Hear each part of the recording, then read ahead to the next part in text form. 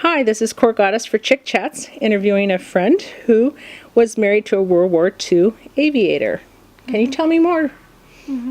What else did he was in the tropics? Well, he was in the South Pacific conflict, and he was on a light cruiser, and his job was to ferry aircraft from the light cruiser to various carriers, switch planes, and move them around. It's called a transfer pilot. And this light cruiser had been involved. It was away from shore during Pearl Harbor, fortunately, and he was in Okinawa conflict. Okinawa. I'm trying to think of the other ones. Yeah, there was the three bigs. Yes, Okinawa.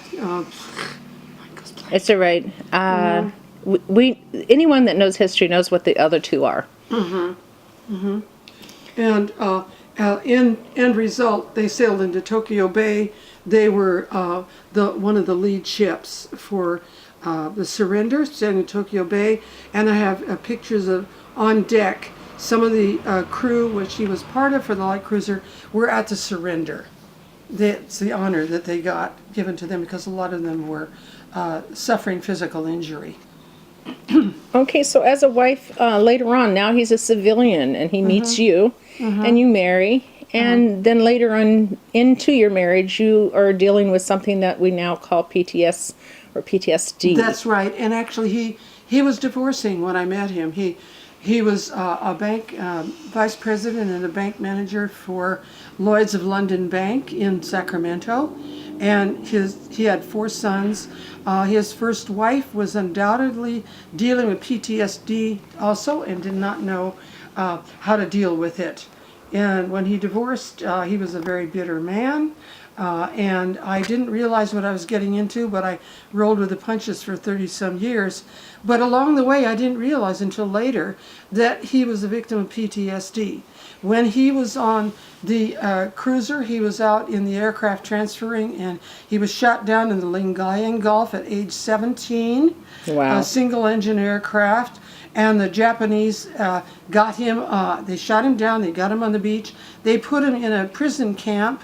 As yet unknown the name, it was an ammo camp, and he was beaten every night, and he escaped 3 tries. The last time they had told him before then, if you try it again, we'll shoot you. He was shot once on the 2nd try, and he was discovered by Macarthur's troops along a road, a jeep road. Wow. He doesn't know how long he was living in the jungle after he escaped from the Japanese prison camp, but it made his mark on him, and I will say it ruined his life.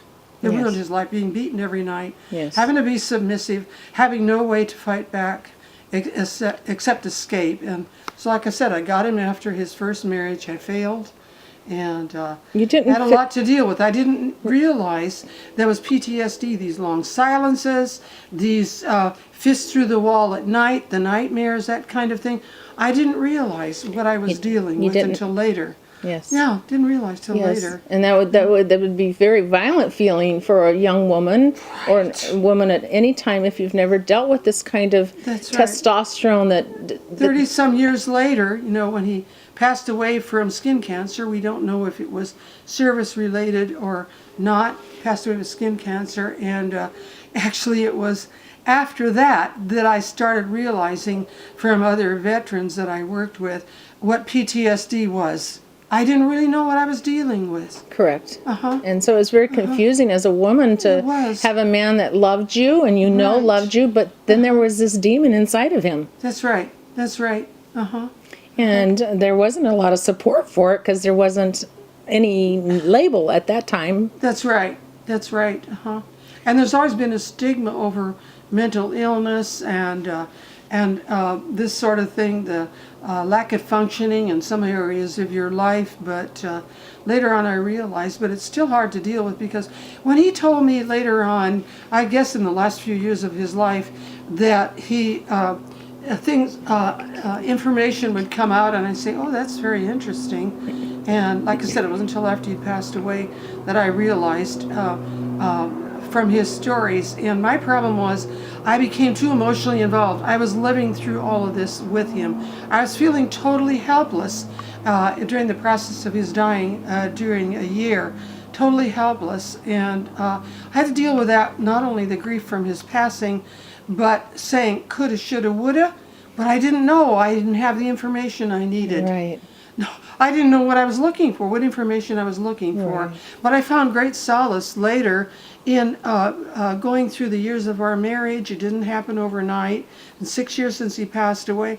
And gradually I've learned to deal with it and talk to other people. There's a book called Stranger in My Bed that I recommend everybody read, because this is not the man you married. And with people in later conflicts, don't expect the man you marry to come back from war the same. You have to work on building your own self-esteem. You have to get the information and just say, this is what I married, this is what I've had to deal with, and just say, there are certain areas that are still dark, but this book really helped a lot. You have to really build your own self-esteem to pull out of this. It's very, yes, I agree. That's so well put, you know, and having been the wife of a Marine, 90 to 97 recon, and was exposed to Desert Storm Syndrome and chemicals that we don't even know. And I was scrambling, and still, even though there was labels, no one was coming to help. No, and that's what I see with our Iraqi veterans now today, is no one's coming to help. Well, they're more informed now. Veterans are more informed now. There's still a lot of stigma attached, and their families. Everybody. What I advise is counseling, and even From those that are of the peer group that That's would right. have the That's right. compassion level. Professionals who are, and also your peers. Yes. Yes, yes. And as a wife to other women, or to nowadays it's men of maybe their wives are coming home with the PTSD. Right. How do we hold families together now? What would you suggest? Counseling. Counseling And willingness to move along with the life, the families, and the veterans, and say, no stigma. I mean, my gosh, you shed your blood, you gave your time. Your country does owe you. Your country does owe you. And not to sit back and do nothing. Sitting back doing nothing, that's what pulls families apart. Yes. You have to seek professional counseling. Families have to work with families also. And so when your families and your peers abandon you, that's where you can then go to the counseling. And don't let yourself be abandoned by your families or by your peers, and try to move ahead with your lives. Yes. Yeah. So I'm going to conclude this and say thank you very much for that share. And then we're going to do another one with a recommendation of something that you have found as a lifelong tool for coming out of that. Let's say depression, would that be correct? Yes. From and shock and trauma of not knowing what was wrong with your husband, and then now finding a tool that has actually helped you find a steam, your own steam, your own wind under your wings to pull out of that nosedive. Right. So thank you very much.